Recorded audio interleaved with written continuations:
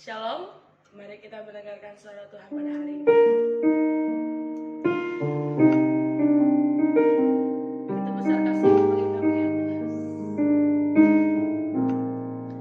Begitu besar kasih-Mu Bapa, Kau berikan anak-Mu yang tunggal. Di saat aku percaya kasih menyelamatkanku, bukan sebagai hakim dunia, tapi penambah yang berkorban. Untuk diriku Kau tebusku, kasih menyelamatkanku. Ingat kasih-Nya yang mengubah hidupku, ingat kasih-Nya yang selalu ada. Kasih Yesus bagiku. Ingat bilur-Nya yang sembuhkan lukaku, ingat salib-Nya yang menebus aku. Kasih Yesus bagiku. Bukan sebagai hakim dunia, tapi penambah yang berkorban. Untuk diriku Kau tebusku, kasih menyelamatkanku. Ingat kasih-Nya yang mengubah hidupku, ingat kasih-Nya yang selalu ada. Kasih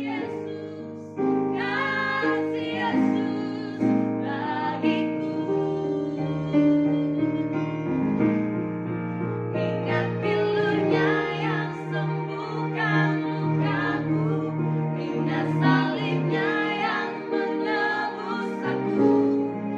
Kasih Yesus bagiku.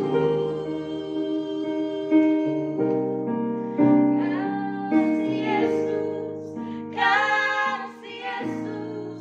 bagiku. Kasih Yesus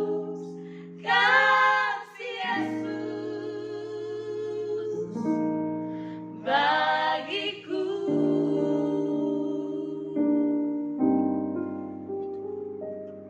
Terima kasih Tuhan, berbicara atas setiap kami siap untuk mendengarkan renungan pada hari ini. Ayo dalam nama Tuhan Yesus kami berdoa dan mengucap syukur, haleluya, amin. Shalom Bapak Ibu Saudara-saudari, kita berjumpa kembali dalam perenungan intim dengan Allah. Pada hari ini hari Rabu tanggal 27 Desember 2023, kita akan mendengarkan dan merenungkan sebagian daripada firman Tuhan yang bertemakan hidup dalam kebenaran dan kasih.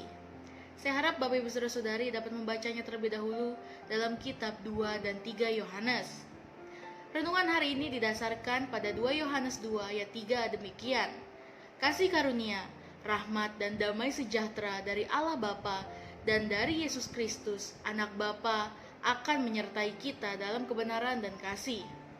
Kitab 1-3 Yohanes ditulis oleh Rasul Yohanes.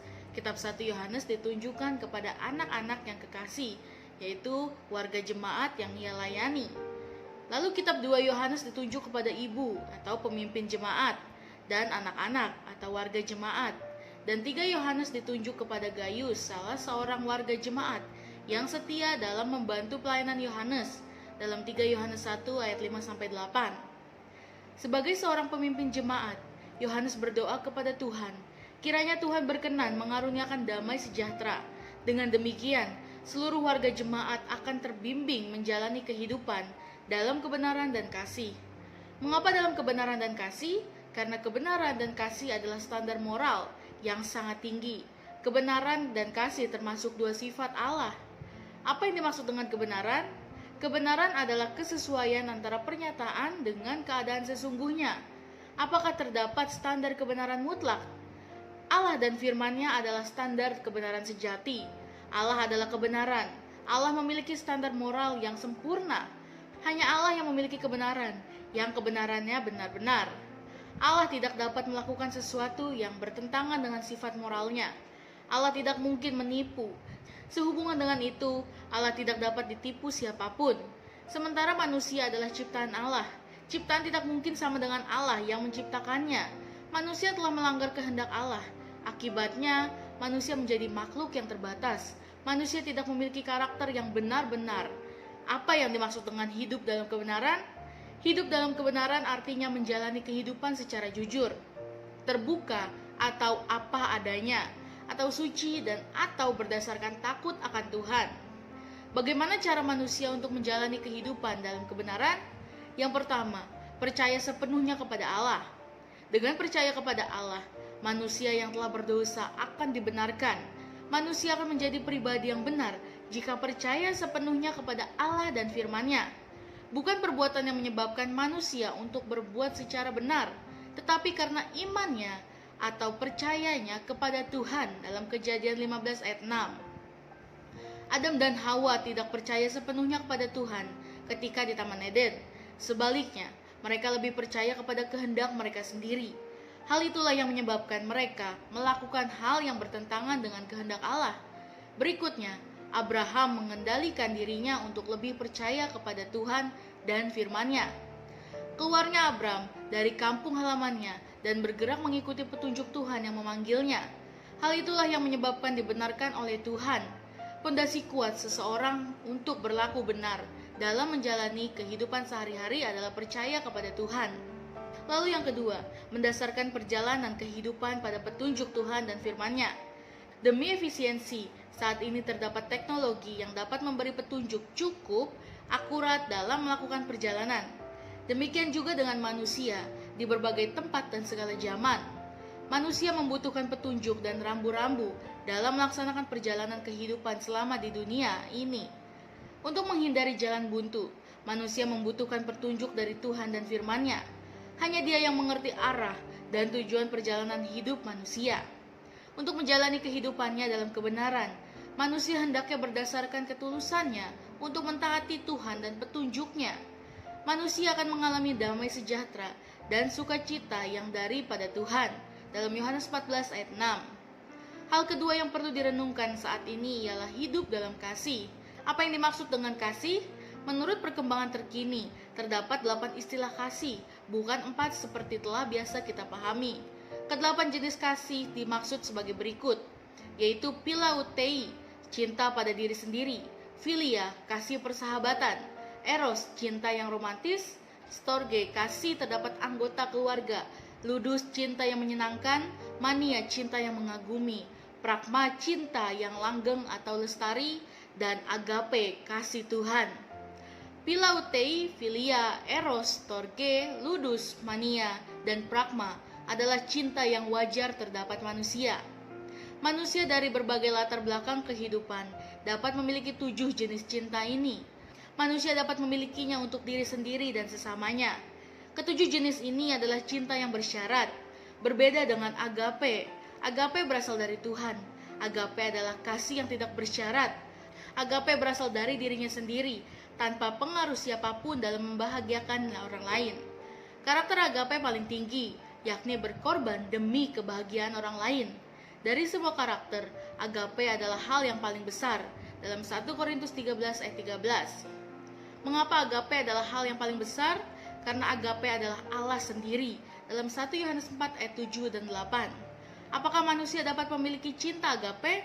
Jawabannya, dapat. Bagaimana caranya? Setiap orang yang ingin memiliki kasih agape hendaknya percaya dan menerima Yesus Kristus sebagai Tuhan dan Juru Selamat pribadi. Karena hanya Yesus Kristus yang telah mengorbankan hidupnya untuk menyelamatkan manusia dari hukuman yang semestinya ditanggung manusia karena dosanya. Dalam Yohanes 3 ayat 16. Hanya kekuatan agape yang dapat menggerakkan sosok untuk berkorban. Berkorban adalah kekuatan khas cinta agape. Untuk menerapkannya, dalam kehidupan sehari-hari harus mendasarkan pada keteladanan pribadi Yesus Kristus. Di luar itu, manusia tidak akan mampu menerapkan kasih agape dalam kehidupan sehari-hari. Setiap orang yang ingin memiliki kekuatan cinta agape hendaknya membibitkan benih-benih pengorbanan dalam pikiran, perkataan, hati, dan perbuatan sehari-hari, kapan dan dimanapun. Keinginan manusia untuk selalu diperhatikan adalah gambaran tanah yang paling gersang dalam menyamaikan benih cinta agape. Keegoisan manusia adalah tanah yang berbatuan dalam menumbuhkan cinta agape. Dalam mewujudkan kasih, terdapat sesama dapat dilakukan dengan berbagai hal, seperti melalui gerak nonverbal, menyampaikan kata-kata penguatan, melalui sentuhan, menyediakan waktu berkualitas, melalui pelayanan, dan berkorban demi kebahagiaan orang lain. Berkorban adalah perwujudan kasih yang paling bermutu dalam sejarah perjalanan hidup manusia di dunia ini. Amin. Mari kita sama-sama berdoa. Bapa yang baik, terima kasih Tuhan Yesus. Dalam perenungan hari ini Tuhan, kami boleh bersyukur Tuhan. Biarlah Tuhan firman ini merema di kehidupan kami, dan bagaimana kami hidup dalam kebenaran dan kasih karunia-Mu Tuhan. Terima kasih Tuhan Yesus, di dalam nama Tuhan Yesus, haleluya. Amin.